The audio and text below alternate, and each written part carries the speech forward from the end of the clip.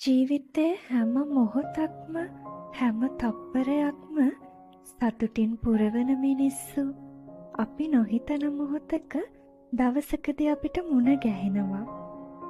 ඒ මතකයට කවදාවත්ම කියන්න ඕනි නැහැ ආදරෙන් ඉන්න මගේ විතරක්ම වෙන්න කියලා.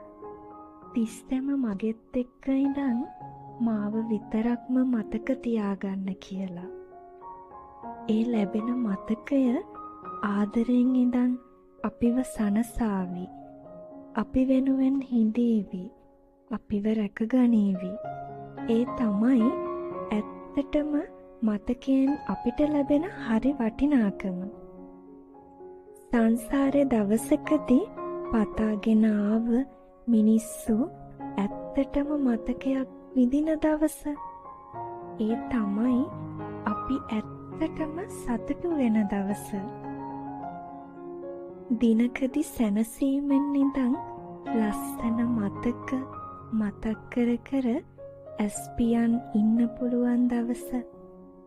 එහෙම මතකයක් විඳින්න ලැබෙන්නෙත් විඳගන්න ලැබෙන්නත් පුළුවන් සංසාරයෙන් සංසාරයට පතාගෙන මෙන මිනිස්සුන්ගෙන් විතරමයි.